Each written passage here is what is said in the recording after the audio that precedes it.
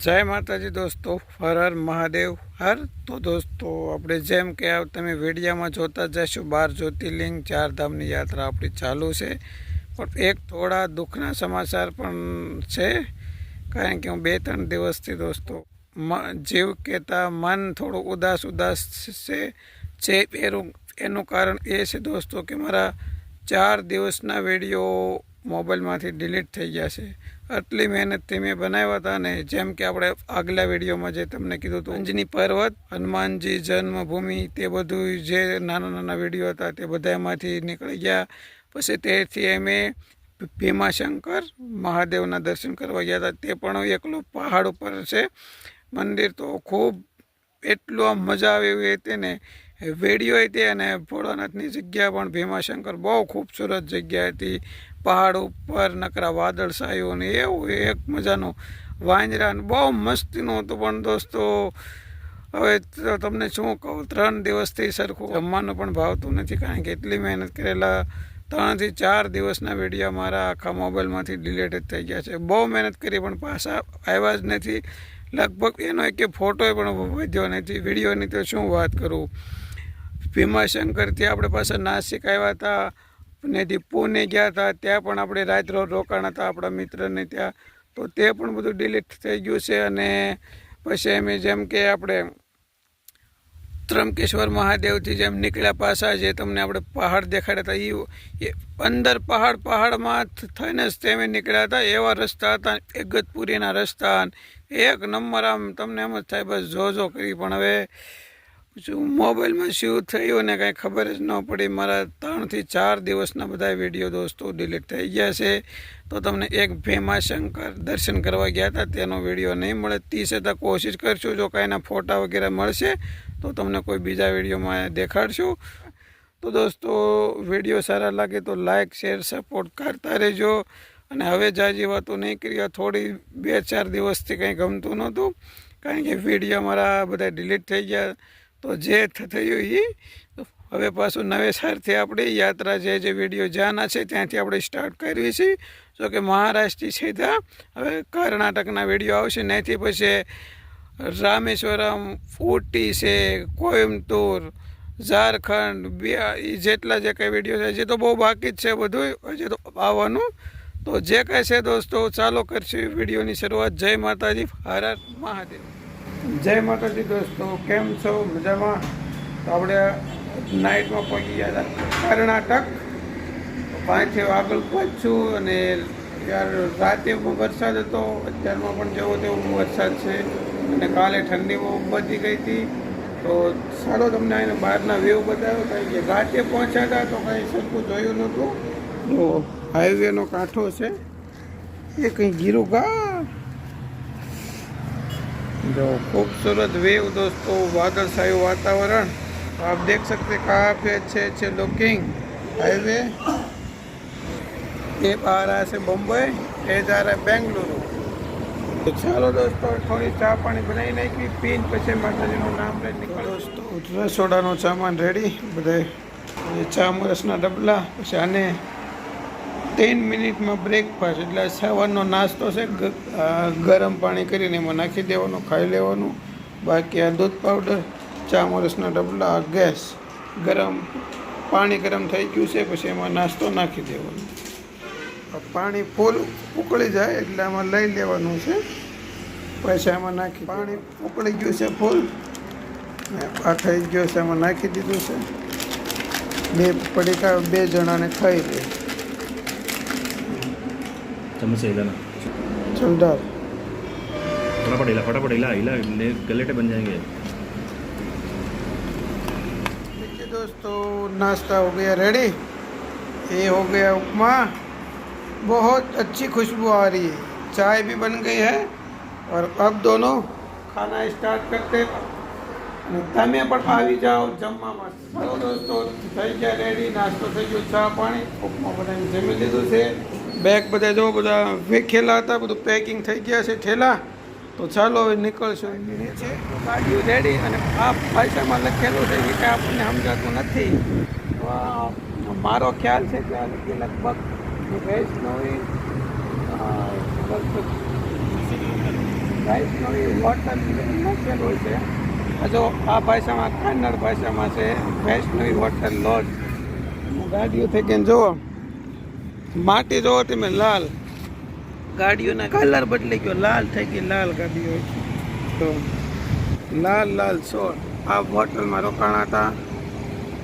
ચલો ગાડીઓનો સામાન, વરસાદના સાંટા આવી રહ્યા છે. અહીંથી ચડાવવાની છે હાઈવે. આ પ્લાસ્ટિક બાંધી દીધું છે, બહુ સાંટા આવશે તો બાંધી દીધું. આ ભાઈ તેરા ભોગ ગયા. ચાલો દોસ્તો, જય માતાજી, અને નીકળશું આપણે આગળની યાત્રા તરફ. તો ચાલો.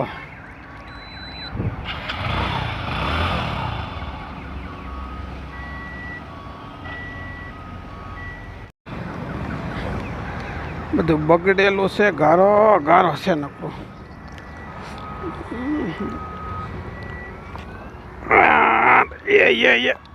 બેહી ગયા લ્યો. चल भाई आ गए. सर्विस रोड लेना है.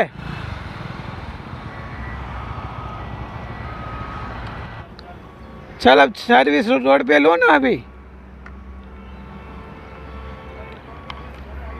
हाँ हाँ हाँ, लगाना हाईवे पे है. चलो, जय माता जी, जय भोलियानाथ.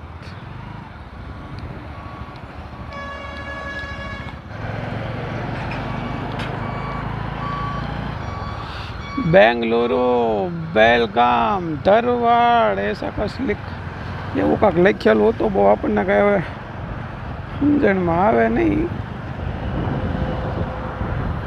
ફોન પાકીટ પેલા જોઈ લેવાનું.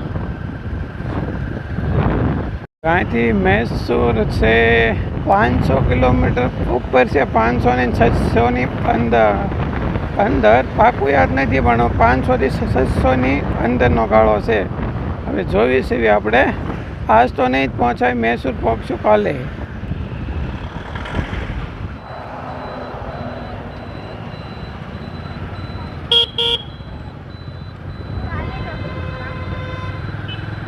ચડી ગયા છીએ દોસ્તો હાઈવે ઉપર બેંગ્લોર. અને દોસ્તો આ સિટીની અંદર પણ આપણે જોવી તો કુલી નંબર 1 મેં તો રસ્તે સે જા રહા થા ગીતનું શૂટિંગ થયેલું છે. આંદોલન પિક્ચરના પણ શૂટિંગ થયેલા છે. પણ બધા અંદર હોય, આપણે અંદર ગોતતા ગોતતા જઈએ તો ટાઈમ લાગી જાય. તો એની માટે એટલું બધું આપણે ખોટી થાઈશું નહીં, કારણ કે દિવસો પછી બહુ વધતા જાય છે. 15 દિવસ તો આપણે થઈ ગયા છે એમ થા.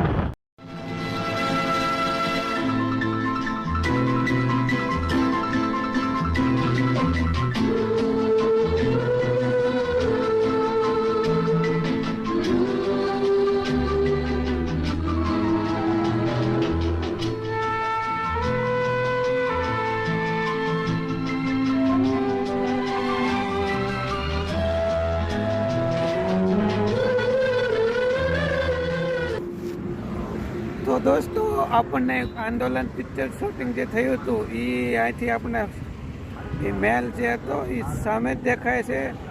જોઈને પણ ઘણો આનંદ આવ્યો. ચાલો આજે તમને પણ આપણે બતાવી દઈશું. જો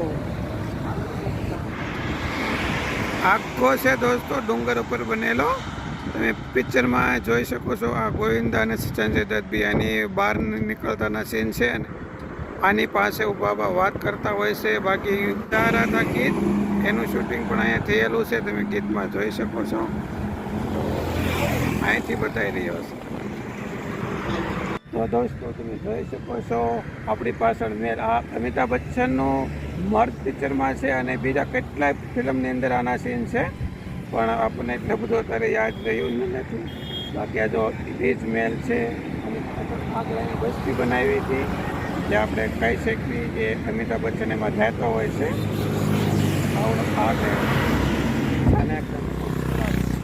જોઈ લો સને એકદમ ખૂબસૂરત, સુપર, મનમોહક છે દ્રશ્ય. કર્ણાટક ત્યાં પહોંચી ગઈ છે આપણી ગાડી. આપણી બાઇક લઈને પહોંચી ગયા છીએ આજે.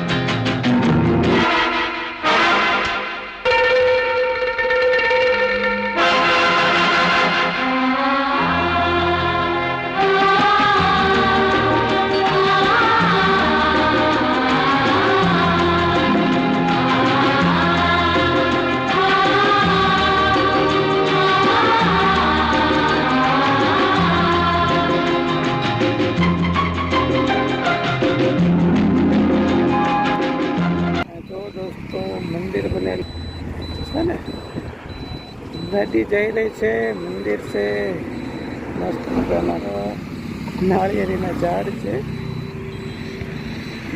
જય માતા. હાઈવે નીકળે છે. જય માતાજીનું મંદિર ભગવાનનો પણ હોય છે, બીજું માતાજીનું જય માતાજી.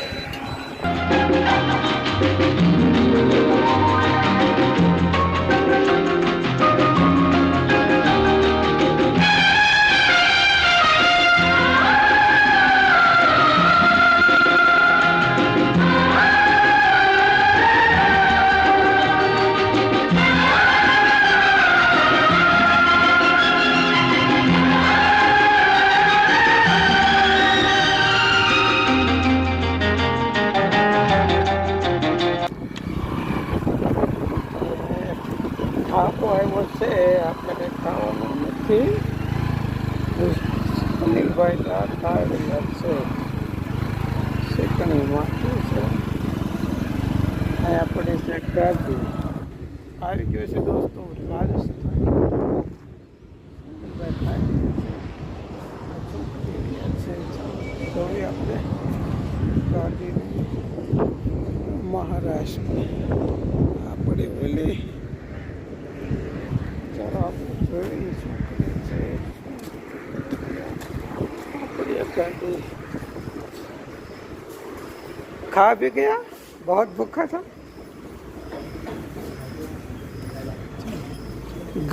सेव गांठियन શાક ને રોટલી ને જામો છે, પણ જામો છે, જામો